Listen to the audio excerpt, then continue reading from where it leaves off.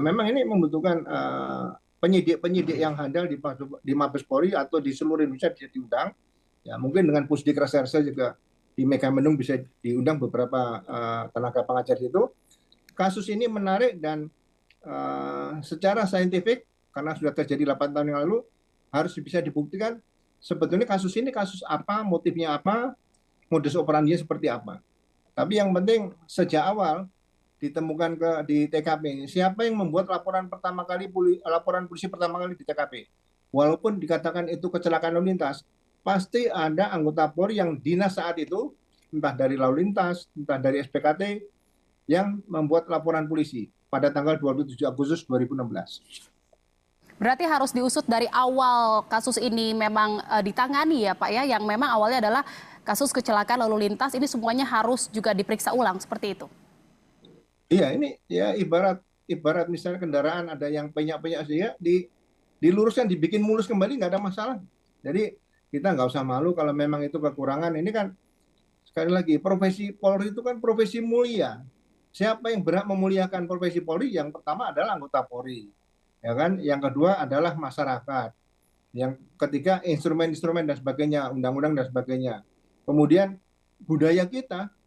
Nah, ini budaya Polri ini kan harus tetap dibangun. Jadi jangan sampai terjadi lagi hal-hal seperti yang dibuat oleh itu Rudiana. Dia mengetahui kejadian tanggal 27, tapi kenapa membuat laporan polisi tanggal 31? Ya kan? Saya juga tidak tahu kasat sersernya apakah dulu melihat seperti ini ya. Karena kan tidak bisa disalahkan semua kepada pimpinan tertinggi lagi atau Kapolres. Kasat serser punya peranan penting. Kenapa hal ini kok dibiarkan saja membuat laporan polisi peristiwa tanggal 27 Agustus dibuatnya tanggal 31 Agustus. Ya, seharusnya peristiwa ini kan bisa diungkap menjadi suatu cerita yang baik, yang benar, yang bisa diterima oleh akal sehat, ya kan? Kemudian kalau tersangka misalnya sulit ditemukan, ya itu nomor 2. Tapi peristiwa yang terjadi ini menjadi prioritas yang harus bisa diungkap. Di ibarat membangun satu bangunan, walaupun atapnya belum jadi, tapi orang bisa melihat ini bangunan istana seperti itu misalnya, seperti itu, ya kan? Jadi tidak melihat ini bangunan apa, sebetulnya sudah ada semen, pasir dan sebagainya, tapi kekurangan yang lain ini kan sayang. Ini sebetulnya menarik untuk meningkatkan profesi Polri ya. Ya sebagai contoh lah, misalnya calon-calon yang mau sekolah Sespati atau Sespipi Polri dikasih persoalan seperti ini, suruh menjawab kan, untuk memberikan masukan-masukan yang terbaik kan tidak ada salahnya.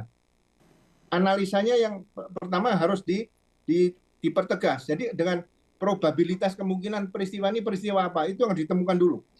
Ya, apakah ini peristiwa pembunuhan direncanakan atau tidak direncanakan? Apakah sasaran utamanya Eki atau sasaran utamanya Vina? Ini menarik, ya kan? Saya dulu sebagai penyidik itu tidak pernah berpikir masalah dukungan dana dan sebagainya. Saya sangat puas apabila bisa mengungkap suatu kasus dengan pemikiran analisa kita yang tajam. Jika PR ini dilaksanakan, maka kasus Vina ini bisa terungkap lebih jelas lagi, seperti itu ya Pak Ugro? Iya, seharusnya bisa terungkap. Ini tidak terlalu sulit kalau mau dibikin analisa yang tajam, tidak terlalu sulit menurut saya sebagai pengalaman penyidik seperti itu.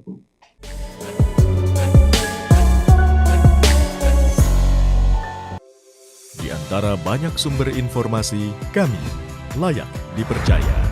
Karena kami menggali lebih dalam, berpihak pada kebenaran, berpegang pada data dan fakta, agar layak Anda jadikan referensi. Kompas TV, independen, terpercaya.